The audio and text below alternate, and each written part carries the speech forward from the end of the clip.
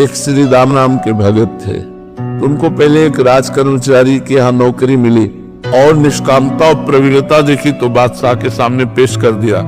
तो बादशाह ने उनको निष्कामता के कारण ही खजांची बना दिया।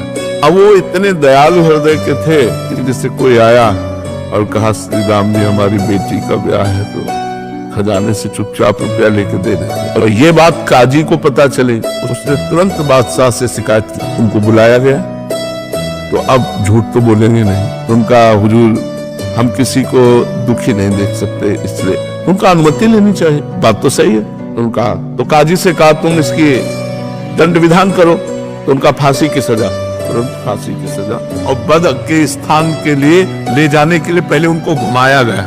इधर उनको ले गए, इधर जो है एक झोली टांगे हुए श्याम वर्ण का 14 वर्ष का बालक आकर खड़ा हुआ और कहा सलाम हुजूर। देखा तो देखते ही आश्चर्यचकित हो गए, इतना सुंदर रूप। बोले कौन हो? तो बोले मैं श्री राम का नौकर हूँ। और ऐसे झोली पलटाई तो वो दिव्य हीरे कि एक हीरे की कीमत उसके खजाना पूरा नहीं। कहा सब रख लो और तुरंत मेरे मालिक को छोड़ दो।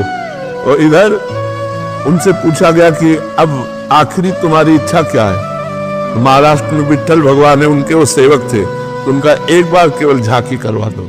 इतने में घोड़े से दौड़ते हुए वो आदमी आए राज की और कहा श्री राम को मुक्त कर दिया जाए।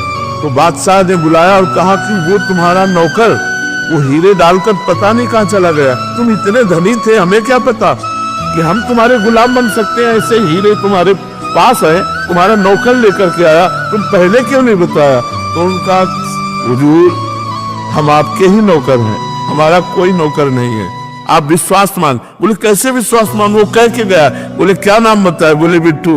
अरे बोले महाराज वो हमारे विट्ठल भगवान है, वो हमारे इष्ट है, वो इसलिए विश्वास कि जो मैं धर्म का कार्य कर रहा हूं, भले फांसी मिली है लेकिन भगवान मेरी रक्षा करेगा। तो भगवान ने रक्षा की।